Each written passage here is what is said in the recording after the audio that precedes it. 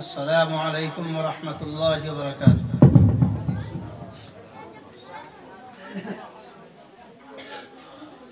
الحمد للہ رب العالمین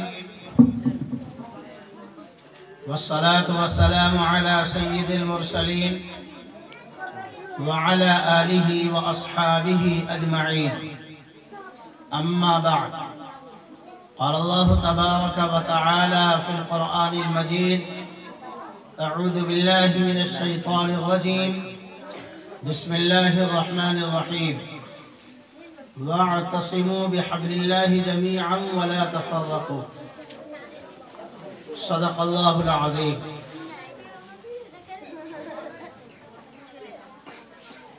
وقال النبی صلی اللہ علیہ وسلم: حب الوطن من الایمان، او کما قال علیہ الصلاة والسلام۔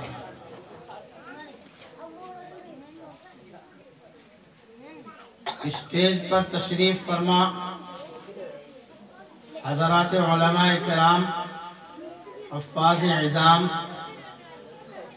معزز مہمانان کرام، ام کلثوم کوچنگ سینٹر کے طلباء و طالبات اور ان بچوں کی مائیں اور میری آواز جہاں تک پہنچ رہی ہے، تمام بزرگوں، دوستوں، آج ہم سب کے لیے بڑی سعادت مندی کی بات ہے کہ آج ہم سب ام کلثوم کوچنگ سینٹر کی طرف سے منعقدہ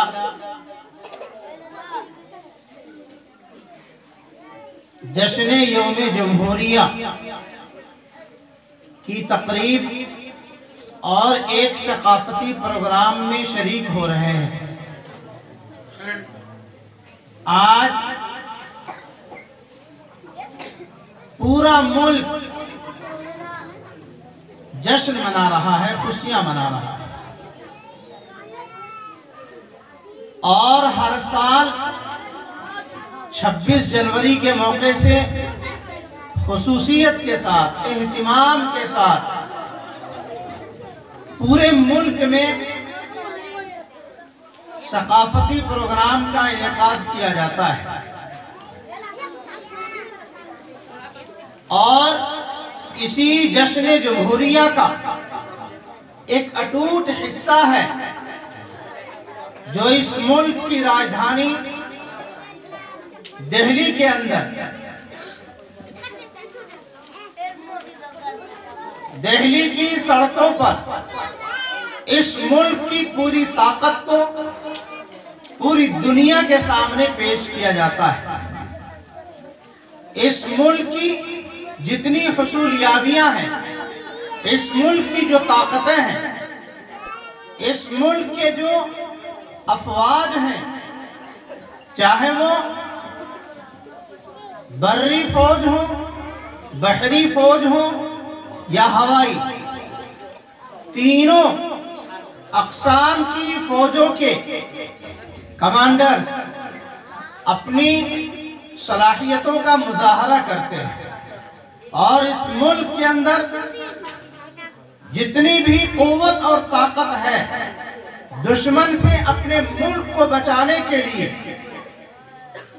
جتنے ہتھیار اس ملک کے پاس ہیں، اس کا مظاہرہ کیا جاتا ہے اور پوری دنیا کو دکھلایا جاتا ہے کہ اس ملک کی طرف اٹھنے والی آگ کو پھوڑنے کے لیے، اس ملک کے کسی بھی حصے کی طرف اٹھنے والے قدم کو روکنے کے لیے، اور اس ملک کی طرف بڑھنے والے ہر ہاتھ کو توڑنے کے لیے ہمارے پاس وہ طاقت ہے، وہ قوت ہے، وہ جرأت ہے جو کسی اور کے پاس نہیں ہے۔ یہ اصل میں ایک خوشیاں منانے کا ایک حصہ ہے۔ آج ہم کو یہ معلوم نہیں ہوتا ہے، ہندوستان کے اندر بسنے والے اکثر لوگ اس بات سے ناواقف ہوتے ہیں کہ آخر 26 जनवरी के दिन ये खुशी क्यों मनाई जाती है? पढ़ा लिखा तबका जानता है, जिन्होंने तारीख पढ़ी है उनको मालूम है। इसलिए आज हमारे बच्चों को, हमारे जवानों को इस बात की जानकारी होनी चाहिए कि 26 जनवरी के मौके से हम ये खुशियां क्यों मनाते हैं। असल में ये मुल्क अंग्रेजों का गुलाम रहा है। अंग्रेजों के हाथ से इस मुल्क को आजाद कराने में बड़ी कुर्बानियां दी गई हैं। वक्त कम लिया जाएगा, इसलिए तारीख ज्यादा नहीं बतलाई जाएगी। मुख्तसरन ये कि हिंदुस्तान को अंग्रेजों के जुल्म और इस्तिबदाद से आजाद कराने के लिए हिंदुस्तानियों ने बड़ी कुर्बानियां दी हैं। तकरीबन 2 लाख मुसलमानों का नाम आता है तारीख के अंदर। हिंदुस्तान की आजादी में तकरीबन 2 लाख मुसलमानों ने जामे शहादत नोश किया है और उसमें 51,000 सिर्फ उलमाए किराम की जमात। 51,000 उलमाए किराम ने जामे शहादत नोश की है, अपनी जान की कुर्बानी पेश की है, तब कहीं जाकर के ये मुल्क आजाद हुआ। कितनी तहरीकें बनानी पड़ी, कितनी तंजीमों का क़याम अमल में आया और कितनी जमातों ने अलग अलग अंदाज में मेहनतें की। आखिर में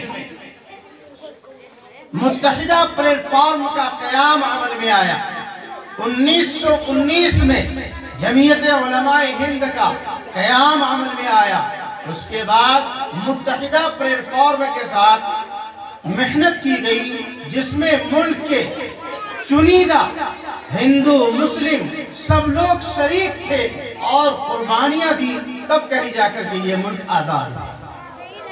जब ये मुल्क आजाद हुआ, आजादी करीब करीब थी, अभी ये मुल्क आजाद नहीं हुआ था, लेकिन अंदाजा मुकम्मल हो चुका था कि अब ये मुल्क आजाद हो जाएगा। पहली जंग अजीम के बाद ही से रास्ता साफ होना शुरू हो गया था कि अब ये मुल्क इंशाअल्लाह आजाद हो जाएगा। अगरचे और भी बहुत दिन लग गए इसको आजाद होने में। दूसरी जंग अजीम के बाद तो यकीन हो चला कि अब ये मुल्क आजाद हो जाएगा। 1935 से 1937 तक इस बात का आपस में चर्चा होने लगा कि अगर ये मुल्क आजाद हो जाएगा तो मुल्क कैसे चलेगा, आखिर इस मुल्क को चलाने के लिए तरीक़े कार क्या होगा। क्या बादशाह रहेगा इस मुल्क के अंदर, शाही हुकूमत रहेगी, या फिर जमहूरियत रहेगी, आवाम को हुकूक दिए जाएंगे, क्या शक्ल होगी। ये बात तकरीबन खुल करके सामने आ गई कि जब मुकम्मल तौर पर ये मुल्क आजाद हो जाएगा तो फिर ये मुल्क जमहूरी होगा और हर एक को इस मुल्क के अंदर आजादी के साथ अपने हुकूक हासिल करने का इख्तियार होगा। अल्लाह ने इस मुल्क के मुक़द्दर में आजादी लिखी थी, इसलिए कि इस मुल्क को आजाद करने के लिए बड़े बड़े उलमाए किराम मौजूद थे। हज़रत शेखुल हिंद मौलाना महमूदुल हसन देवबंदी नव्वरल्लाहु मरक़दहू का नाम बड़ी अज़मत के साथ लिया जाता है। हज़रत मौलाना रशीद अहमद गंगोही रहमतुल्लाहि अलैह, हज़रत मौलाना मोहम्मद कासिम नानोतवी रहमतुल्लाहि अलैह, जिनको दुनिया हुज्जतुल इस्लाम कहती है, जो दारुल उलूम देवबंद के बानी हैं, इन हजरात ने कुर्बानियां दी और इनके साथियों में, इनके असातिज़ा में हजरत हाफिज जामिन शहीद रहमतुल्लाहि अलैह जो शामली के मैदान में शहीद हुए थे, और حاجی امداد اللہ مہاجر مکی رحمت اللہ علیہ، حضرت مولانا حفظ الرحمن سیوہاروی رحمت اللہ علیہ، حضرت مولانا احمد سعید دہلوی رحمت اللہ علیہ، حضرت مولانا جعفر تھانیسری رحمت اللہ علیہ، حضرت مولانا محمد علی جوہر رحمت اللہ علیہ، حضرت مولانا شوکت علی گوہر رحمت اللہ علیہ، حضرت مولانا مناظر احسن گیلانی رحمت اللہ علیہ۔ یہ وہ شخصیات ہیں جن کا نام بڑی عظمت کے ساتھ لیا جاتا ہے، اور ایک نام آپ بارہا سنتے ہیں، حضرت مولانا سید حسین احمد مدنی نور اللہ مرقدہ۔ ان حضرات نے جہاں مدرسے کے اندر بیٹھ کر کے اللہ اور اللہ کے رسول کے پیغام کو امت تک پہنچانے کے لیے بڑے بڑے سورما تیار کیے، وہیں اس ملک کو انگریزوں سے آزاد کرانے کے لیے بڑے بڑے مجاہدین اور لیڈر تیار کیے۔ حضرت مولانا ابوالکلام آزاد رحمت اللہ علیہ کا نام آپ سب ہمیشہ سنتے رہتے ہیں۔ اس ملک کو جب آزادی نصیب ہو گئی، اس کے بعد اس ملک کے اندر جو ایک منظم طریقہ اختیار کیا گیا تو مولانا ابوالکلام آزاد رحمت اللہ علیہ اس ملک کے شکشا منتری بنائے گئے۔ میں آپ حضرات کو پوری تفصیل کے ساتھ جنگ آزادی کے تعلق سے نہیں بتا سکتا، اس لیے کہ یہ مجمع بچوں کا ہے۔ آج مجھے انہی کے تعلق سے بیان کرنا تھا۔ 1947 عام طور پر سب لوگ جانتے ہیں کہ 1947 میں یہ ملک آزاد ہوا، مکمل طور پر 15 اگست 1947 کو یہ ملک آزاد ہو گیا تھا، لیکن اس ملک کے پاس اپنا کوئی دستور، اپنا کوئی رول اور ضابطہ، کوئی قانون، کوئی سمویدھان نہیں تھا۔ بابا صاحب امبیڈکر ان کی سرکردگی میں رفقا کے ساتھ مل کر کے ان کو سمویدھان بنانے کی ذمہ داری دی گئی۔ 2 سال 11 مہینے 18 دن لگے۔ 2 سال 11 مہینے 18 دن میں اس ملک کا ایک بہت طویل ترین سمویدھان مرتب کیا گیا، ایک قانون، ایک ضابطہ لکھا گیا۔ سب سے پہلے ایک نسخہ انگریزی میں، ایک مسودہ انگریزی میں اور ایک مسودہ ہندی میں مرتب کیا گیا۔ اس سمویدھان کے اندر، اس ملک کے اندر بسنے والی جتنی بھی ذات برادری کے لوگ ہیں، جس برادری سے، جس ذات سے، جس دھرم سے، جس علاقے سے جن کا تعلق تھا، ہر ایک کے لیے اس سمویدھان کے اندر حقوق دیے گئے۔ اگر کوئی مسلم ہے تو ان کے لیے حقوق ہے، اگر کوئی ہندو ہے ان کے لیے حقوق ہیں۔ ہندوؤں میں بہت ساری ذات برادری کے لوگ ہیں، ہر ایک کو ان کا حق دیا گیا۔ کوئی ایس سی سے تعلق رکھتا ہے، کوئی ایس ٹی سے تعلق رکھتا ہے، کوئی پچھڑا ذات سے تعلق رکھتا ہے، کوئی اقلیت پچھڑا ذات سے تعلق رکھتا ہے، اور کوئی جنگلوں میں اپنی زندگی گزار کر کے اپنے بچوں کی پرورش کرتا ہے۔ ان کے لیے بھی حقوق دیے گئے۔ کسی ہوٹل میں جانا ہے، اس ہوٹل میں کون جا سکتا ہے، کون نہیں۔ کسی تالاب میں پانی کے لیے جانا ہے یا کپڑا دھونے کے لیے جانا ہے، ندی گھاٹ پر جانا ہے، کسی مقصد سے جانا ہے، یا پھر کسی کنواں سے پانی بھرنا ہے، کون کس طرح کیا استعمال کرے گا، نہیں کرے گا، کہیں پر جانے آنے میں کسی کے لیے پابندی ہوگی یا نہیں ہوگی، اپنی ذات برادری کے اعتبار سے کوئی اپنا ثقافتی پروگرام رکھ سکتا ہے یا نہیں، وہ حقوق دیے گئے۔ یا پھر کوئی مذہب والا، کسی مذہب کا ماننے والا اپنے مذہبی حقوق کو باقی رکھتے ہوئے وہ عمل کر سکتا ہے یا نہیں، وہ وہ سارے حقوق دیے گئے کہ جو جس دھرم کا پالن کرنے والا ہے، جو جس دھرم پر چلنے والا ہے، جو جس مذہب پر چلنے والا ہے، وہ سب کو وہ حقوق آزادی کے ساتھ ملے ہوئے ہیں۔ اپنے دھرم اور اپنے مذہب اور اپنی آستھا کے مطابق وہ عمل کر سکتا ہے، کسی پر کوئی پابندی نہیں ہوگی۔ اگر وہ لنگی پہننا چاہتا ہے تو پابندی نہیں ہوگی، پاجامہ پہننا چاہتا ہے تو بھی آزاد ہے، کوئی عورت ساڑی پہننا چاہتی ہے تو بھی کوئی پابندی نہیں ہوگی، کوئی قمیص اور شلوار پہننا چاہتی ہے اس پر بھی کوئی پابندی نہیں، کوئی چہرے پر داڑھی رکھنا چاہتا ہے کوئی پابندی نہیں، سر پر ٹوپی پہننا چاہتا ہے کوئی پابندی نہیں ہوگی، پگڑی پہننا چاہے کوئی پابندی نہیں ہوگی۔ یا پھر کسی ذات اور دھرم کے لوگ، کسی ذات اور برادری کے لوگ اگر پڑھنا چاہتے ہیں، تعلیم حاصل کرنا چاہتے ہیں، مسلمان ہیں تو مسلمان دھرم کے مطابق دینی تعلیم، قرآن اور حدیث کی تعلیم حاصل کر کے مسجدوں کو آباد کرنا چاہتے ہیں، کوئی پابندی نہیں، مدارس کو آباد کرنا چاہتے ہیں کوئی پابندی نہیں۔ ہندو دھرم کے لوگ ہیں، ان کے دھرم میں جو وید اور گرنتھ ہیں ان کو کوئی پڑھنا چاہتا ہے اس پر کوئی پابندی نہیں، سنسکرت پڑھنے پر کوئی پابندی نہیں، رگ وید، یجروید اور اتھروید کسی بھی چیز کی، کسی بھی کتاب کی وہ تعلیم حاصل کرنا چاہتا ہے کوئی پابندی نہیں۔ اگر کوئی گیتا پڑھنا چاہتا ہے، رامائن پڑھنا چاہتا ہے تو بھی کوئی پابندی نہیں، کسی پر کوئی پابندی نہیں رکھی گئی، آزادی کے ساتھ سب کو حصہ دیا گیا، حق دیا گیا۔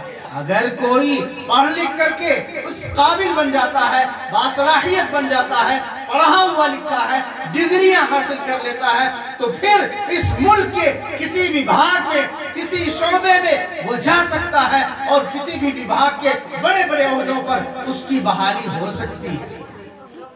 حق دیا گیا کہ کہیں پر کسی ذات اور دھرم اور برادری کی وجہ سے اس کو ونچت نہیں کیا جائے گا، محروم نہیں کیا جائے گا کہ یہ چھوٹی ذات کا آدمی ہے اس لیے یہ بڑے عہدے کے لائق نہیں ہے۔ تمام لوگوں کو وہ اختیارات دیے گئے، اتنی عرق ریزی کے ساتھ، محنت کے ساتھ 2 سال 11 مہینے 18 دن کے اندر وہ سمویدھان مرتب کیا اور 26 نومبر 1949 میں 26 نومبر 1949 میں یہ قانون، یہ سمویدھان مکمل ہو گیا اور اس کو پارت کر دیا، پاس کر دیا۔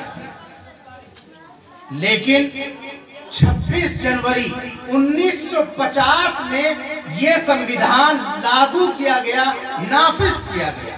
اسی لیے اس سمویدھان کے، اس نئے قانون کے لاگو ہونے کی وجہ سے، نافذ ہونے کی وجہ سے 26 جنوری کو ہر سال جمہوریت کا جشن منایا جاتا ہے، یوم جمہوریہ کی خوشیاں منائی جاتی ہیں کہ آج کے دن سے پورے ملک میں یہ قانون نافذ کر دیا گیا، لاگو کر دیا گیا، اس لیے آج کے دن یہ خوشیاں منائی جاتی ہیں۔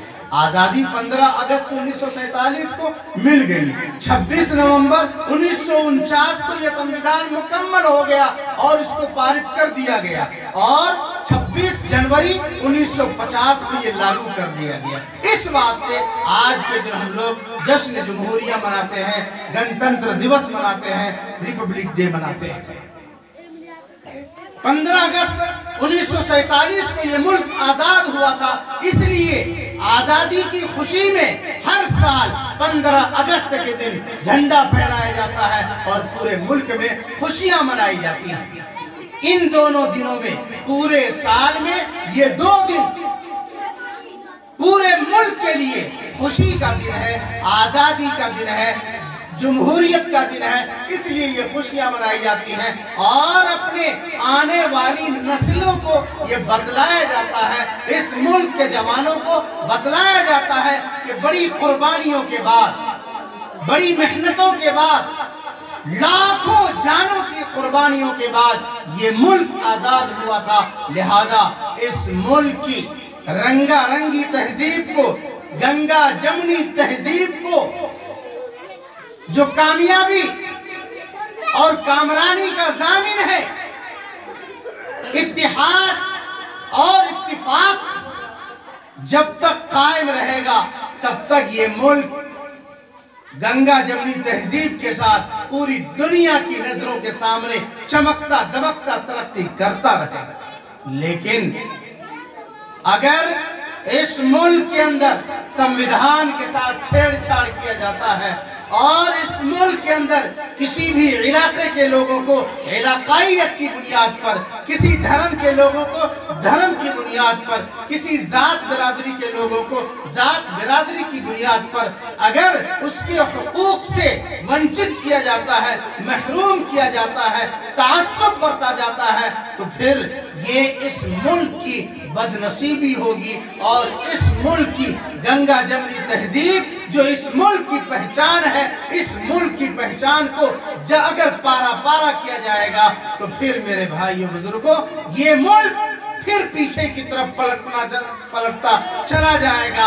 आज जैसा कि हमारे सामने तरह तरह का मुजाहरा हो रहा है, कभी इस मामले को लेकर, कभी उस मामले को लेकर, कभी दहशतगर्दी के नाम पर, कभी तालीम निस्वा के नाम पर, कभी 3 तलाक के नाम पर, तो कभी दाढ़ी और टोपी के नाम पर, कभी मस्जिद के नाम पर, तो कभी मदरसा के नाम पर, तरह तरह से इस मुल्क के अंदर बसने वाले लोगों को परेशान करने की साजिशें हो रही हैं। और आज इस मुल्क के अंदर तकरीबन 2 महीने से एक बहुत बड़ा आंदोलन चल रहा है, किसान आंदोलन। किसानों के खिलाफ जो 3 कवानीन बनाए गए, उन कवानीन की वजह से इस मुल्क के लोगों के मुंह से रोटियां छीनने की कोशिश की गई है। इन 3 कवानीन के जरिए से लोगों को भूखा मारने की कोशिश की गई है। जो किसान अपने खेतों में मेहनत करके गल्ला पैदा करते हैं, अनाज उगाते हैं और अनाज उगा करके गल्ला पैदा करके शहरों और देहातों, अमीरों और गरीबों की प्लेट में खाना परोसते हैं, आज उन्हीं किसानों के खिलाफ ये कानून ला करके, ये बिल ला करके जुल्म करने की कोशिश की गई है। लेकिन एक बात याद रहना चाहिए कि खून फिर खून है, गिरता है तो जम जाता है। खून फिर खून है, गिरता है तो जम जाता है। जुल्म फिर जुल्म है, बढ़ता है तो मिट जाता है। मेरे भाइयों बुजुर्गों, हम सब इस मुल्क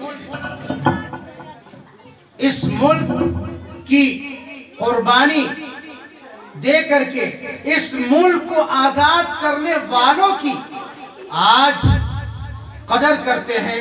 आज हम सब उनको सलाम पेश करते हैं। आज हम सब उनके लिए दुआएं करते हैं कि उनकी कुर्बानियों की वजह से आज ये मुल्क है।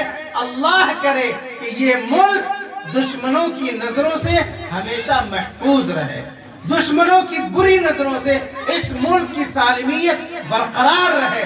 तमाम हिंदू मुस्लिम भाइयों को, तमाम जात बिरादरी के लोगों को जिस तरह संविधान के अंदर हुकूक हासिल है, उन हुकूक के साथ हम सबको इत्तेहाद और इत्तेफाक के साथ मिलजुल करके इस मुल्क के अंदर रहने की तौफीक बख्शे। और इस मुल्क को जब हम चलाते रहेंगे इसी तरह, तब कहीं जाकर के हर एक को उसका हक मिलता रहेगा। आखिर क्यों न हो, अल्लामा इकबाल रहमतुल्लाह अलैह ने बड़ी मोहब्बत में डूब करके इस मुल्क के लिए गाया था, जबकि सब लोग जानते हैं कि हरमैन शरीफैन मक्कतुल मुकर्रमा और मदीना मुनव्वरा मुसलमानों के लिए बड़ी अजमत वाली जगह है, मोहब्बत वाली जगह है। इतनी अजमत और मोहब्बत वाली जगह कि एक वक्त की नमाज का सवाब, एक रकात की नमाज का सवाब 1 लाख रकात के बराबर मिलता है मक्का के अंदर, और एक रकात नमाज का सवाब 50,000 रकात का सवाब मिलता है मदीना के अंदर। इतनी मोहब्बत होने के बावजूद अल्लामा इकबाल ने अपने वतन के साथ, अपने मुल्क के साथ मोहब्बत का जो इजहार किया है, सारे जहां से अच्छा हिंदुस्तान हमारा। ये कहा है अल्लामा इकबाल ने कि पूरी दुनिया में सबसे अच्छी जगह, सबसे प्यारा मुल्क, सबसे प्यारी जगह अगर कोई है तो वो है हमारा मुल्क हिंदुस्तान, हमारा मुल्क भारत, हमारा मुल्क इंडिया।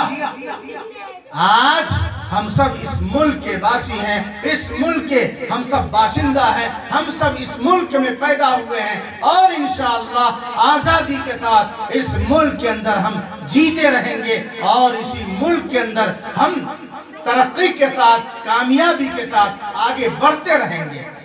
ہم مسلمانوں کا یقین ہے، اعتقاد ہے جناب محمد رسول اللہ صلی اللہ علیہ وسلم کے فرمان پر کہ وطن کی محبت ایمان کا ایک حصہ ہے۔ اگر ایک آدمی اپنے ملک سے پیار کرتا ہے تو وہ مسلمان ہے۔ اگر کوئی مسلمان اپنے ملک سے نفرت کرتا ہے، اپنے ملک کے ساتھ بغاوت کرتا ہے، اپنے ملک کے ساتھ دشمنی کرتا ہے، تو ایک مسلمان خود اس کو کہتا ہے کہ تمہارا ایمان مکمل ہے ہی نہیں، تم مسلمان نہیں ہو سکتے۔ مسلمان ہونے کا مطلب یہ ہے کہ وہ اپنے ملک سے محبت کرتا ہے۔ یہی وجہ ہے کہ جب انگریزوں نے اس ملک کو غلام بنا لیا تھا تو پھر علماء کرام آرام سے نہیں بیٹھے تھے، وہ اپنے بستروں پر جب سوتے تھے تو پھر کروٹیں بدلتے تھے، بے چین رہتے تھے، پریشان رہتے تھے کہ آخر اس ملک کو ہم ان ظالم انگریزوں سے کیسے آزاد کرائیں۔ تقریباً 200 سال کی قربانیوں کے بعد یہ ملک آزاد ہوا تھا۔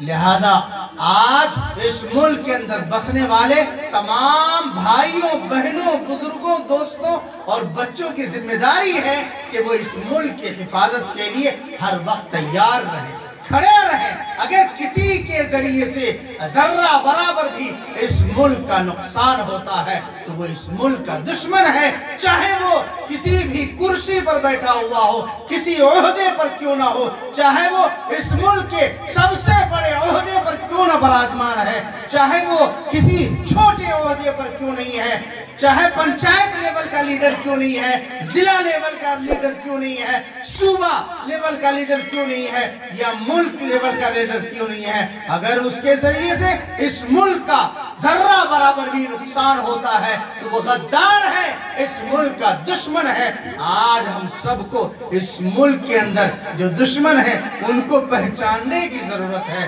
آج اس ملک کو بچانے کی ضرورت ہے، لہذا ہم سب آگے بڑھیں، اپنے ملک کو بچائیں۔ میں مبارکباد پیش کرتا ہوں آج کے اس پروگرام کے لیے جن لوگوں نے محنتیں کی ہیں، خاص طور سے ام القریٰ، خاص طور سے ام کلثوم کوچنگ سینٹر کے جو دونوں ڈائریکٹرز ہیں، نوجوان ہیں، باہمت ہیں، باحوصلہ ہیں، حافظ محمد ابو نصر، حافظ عبداللہ، ان دونوں نے مل کر کے بڑی قربانیاں دی ہیں، اور ان کے گارجنوں نے، ان کے والدین نے ان کا ساتھ دیا ہے، ان کا تعاون کیا ہے، اور جتنے بچے یہاں پر پڑھنے آتے ہیں، ابھی مولانا تنویر صاحب نے بڑی قیمتی بات کہی کہ جتنے بچوں کا یہاں پر ایڈمیشن ہے ان تمام بچوں کے ماں اور باپ سب کو آنا چاہیے، ماں اور باپ سب کو یہاں پر رہ کر کے دیکھنا چاہیے کہ ان کا بچہ کیسا پروگرام پیش کر رہا ہے۔ اگر بچے اپنے ماں باپ کے سامنے کوئی بھی پروگرام پیش کرتے ہیں تو ان بچوں کا حوصلہ بڑھتا ہے، ہمت بڑھتی ہے، ان کا دل بڑا ہوتا ہے۔ ماں باپ کے سامنے پروگرام پیش کرنے کی وجہ سے ماں باپ کو بھی خوشی ہوتی ہے کہ الحمدللہ ہمارے بچے نے اس کوچنگ سینٹر میں آ کر کے محنت کی ہے، اور کوچنگ سینٹر چلانے والوں نے محنت کی ہے، تو ہمارا یہ بچہ آج اس مقام تک پہنچا ہے۔ اور اس کے ساتھ ساتھ حضرت مولانا استاد محترم حضرت مولانا سید ارشد مدنی دامت برکاتہم صدر جمعیت علماء ہند نے جو پیغام دیا ہے پورے ملک کے علماء کرام کو، پورے ملک کے حفاظ اعظام کو، پورے ملک کے مسلمانوں کو، پورے ملک کے اندر اللہ اور اللہ کے رسول صلی اللہ علیہ وسلم پر ایمان رکھنے والوں کو کہ آپ ایسے اسکولز قائم کریں، آپ ایسے مکاتب قائم کریں، ایسے مدارس قائم کریں جہاں پر آپ اپنے بچوں کو دینی تعلیم کے ساتھ ساتھ اسلامی شناخت کے ساتھ ساتھ، اسلامی پہچان کے ساتھ ساتھ، اسلامی تعلیمات کے ساتھ ساتھ دنیاوی تعلیم دیں اور اس میں ماہر بنائیں، آدھا تیتر آدھا بٹیر نہیں بنائیں۔ جب ادھ کچرا پڑھائی پڑھا کر کے آپ چھوڑ دیں گے تو پھر وہ کسی کام کا نہیں رہے گا۔ ہم لوگوں نے ایک نظریہ بنا لیا ہے کہ 2-3 سال مدرسے میں پڑھا دو، 2-3 سال کوچنگ سینٹر میں پڑھا دو، اس کے بعد چھٹی۔ اس کو کسی قابل ہم نہیں بنا پاتے ہیں، جس کی وجہ سے ہمارا بچہ ادھورا رہ جاتا ہے۔ وہ چند چھوٹی چھوٹی کتابیں پڑھنے کے علاوہ آگے وہ کچھ کر نہیں پاتا ہے۔ بہار بورڈ کے اندر ایک بورڈ ہے مدرسہ بورڈ اور ایک ہے اسکول بورڈ۔ مسلمانوں نے مدرسہ بورڈ کو اپنا لیا ہے اور وہ یہ سمجھتے ہیں کہ مدرسہ بورڈ کے ذریعے سے جو وسطانیہ فوقانیہ مولوی کا امتحان ہوتا ہے، کسی طرح یہ امتحان پاس کرا دو بس، اس کے آگے کی زندگی نہیں ہے۔ پڑھنا پڑھانے سے مطلب نہیں ہے، پڑھانے لکھانے سے مطلب نہیں ہے، قربانی دینے سے مطلب نہیں ہے، پیسے خرچ کرنے سے مطلب نہیں ہے، بس ایک بارگی اپنے بچوں کو کسی طرح ڈگری دلوا دیں، بس اس ڈگری کے نام پر وہ کچھ بھی کرنے لگے۔ ہمارے استاد محترم نے ایک موقع سے ایک واقعہ سنایا، ان کی زبان سے سنا ہوا ایک واقعہ بیان کر رہا ہوں۔ ایک صاحب کہیں سے گزرنے لگے، انہوں نے پوچھا بھائی کیا ہو رہا ہے؟ کہا یہاں ڈگری مل رہی ہے۔ کہا کتنے کی؟ کہا 10 روپے کی۔ کہا 10 روپے میں کیا جاتا ہے؟ مجھے بھی دے دو۔ 10 روپے میں انہوں نے انٹر کی ڈگری لے لی۔ کتنے کی ڈگری لے لی؟ کس چیز کی؟ انٹر کی ڈگری لے لیا، 10 روپے میں چلے گئے۔ کچھ دور جا کر کے ان کو یاد آیا کہ 10 روپے میں کیا ہوتا ہے؟ 10 روپیہ تو معمولی سا ہے، چلو واپس چلتے ہیں، ہمارا جو گھوڑا ہے اس گھوڑے کے لیے بھی ایک ڈگری لے لیتے ہیں۔ پھر واپس گئے اور واپس جا کر کے کہا کہ بھائی ایک ڈگری اور دے دو۔ تو اس نے کہا کہ بھائی ابھی تو آپ لے کر کے گئے، اب کیا کریں گے؟ کہا میں تو لے چکا ہوں، اپنے اس گھوڑے کے لیے لینے کے لیے آیا ہوں، اس گھوڑے کو بھی ایک ڈگری دے دو۔ تو ڈگری بانٹنے والے نے، ڈگری بیچنے والے نے یہ کہا کہ معاف کیجئے گا، یہ ڈگری گدھوں کو دی جاتی ہے، گھوڑوں کو نہیں۔ یہ ڈگری گدھوں کو دی جا رہی ہے، گھوڑوں کو نہیں۔ اس کا مطلب کیا ہوا کہ وہ گھوڑا والا جو تھا وہ گدھا بنے گا، اس کو گدھا بنا دیا گیا کہ ان پڑھ اور جاہل اور گنوار جب ڈگری لے کر کے یہ بولے کہ ہم تو وسطانیہ پاس کر چکے ہیں، فرقانیہ پاس کر چکے ہیں، اس کو فوقانیہ بھی بولنا نہیں آتا ہے، تو پھر اس سے ہم اپنی تعلیم کا مذاق بنا رہے ہیں، اس سے ہم اپنی شکشا کا مذاق بنا رہے ہیں۔ اس لیے آج مولانا ارشد مدنی صاحب دامت برکاتہم نے ایک پیغام دیا ہے تمام مسلمانوں کو کہ پیٹ پر پتھر باندھنا پڑے تو پیٹ پر پتھر باندھو۔ پیٹ پر اگر تم کو پتھر باندھنا پڑے بھوک کی وجہ سے تو پتھر باندھو، لیکن اپنے بچے کو پڑھاؤ، پیسہ خرچہ کر کے اپنے بچوں کو پڑھاؤ، اپنی گاڑھی کمائی لگا کر کے اپنے بچوں کو پڑھاؤ، اپنی محنت کی کمائی خرچ کر کے اپنے بچوں کو پڑھاؤ، اور پڑھا لکھا کر کے سماج کے اندر اس کو اس قابل بناؤ کہ وہ سماج کے ہر وبھاگ میں جا سکے، ہر شعبے میں جا سکے، جہاں جہاں ہماری ضرورت ہے وہاں وہاں ہم جا کر کے آگے بڑھ کر کے اپنا حق لے سکے، اور اپنا حق لے کر کے ہم خود اپنے آپ کو بھی کامیاب بنائیں، اپنے سماج اور معاشرہ کے لیے ایک بہترین طریقہ دیں، تاکہ سماج کا ہر آدمی دیکھ کر کے وہ سبق حاصل کرے، عبرت حاصل کرے کہ جب یہ آدمی پیسہ خرچہ کر کے اپنے بچے کو پڑھا کر آگے ترقی کرا سکتا ہے تو ہم کیوں نہیں کرا سکتے ہیں؟ تو ہم سب اپنے بچوں کو پڑھائیں گے انشاءاللہ۔ اللہ تعالی ہم سب کو قبول فرمائے، اور جن بچوں نے آج پروگرام پیش کیا ہے ان تمام بچوں کو اللہ تعالیٰ ترقیات سے نوازے۔ جن بچوں نے آج کسی وجہ سے پروگرام پیش نہیں کیا، یقیناً ان بچوں نے دیکھ کر کے اپنے دل کے اندر عہد کیا ہوگا کہ آج اس مرتبہ تو ہم سے چوک ہو گئی، اگلی بار تو ہم ضرور حصہ لیں گے۔ ان پروگراموں کو دیکھ کر یہی فائدہ ہوتا ہے۔ اس پروگرام میں بچوں نے اس کاغذ میں لکھا ہوا ہے کہ کسی کو اول پوزیشن ہے، کسی کو دوم پوزیشن ہے، کسی کو سوم پوزیشن ہے۔ ہم تمام بچوں کو، بچیوں کو ایک بات کہہ دے رہے ہیں، پہلے اطمینان دلا دیتے ہیں کہ ہار اور جیت یہ دو چیز ہیں۔ ہر مقابلے میں ہار اور جیت یہ بیکار ہے، دونوں برابر لیول میں ہیں۔ ہارتا وہی ہے جو مقابلہ کرتا ہے، جیتتا بھی وہی ہے جو مقابلہ کرتا ہے۔ جو گھر میں بیٹھا رہے گا وہ نہ ہارے گا نہ جیتے گا۔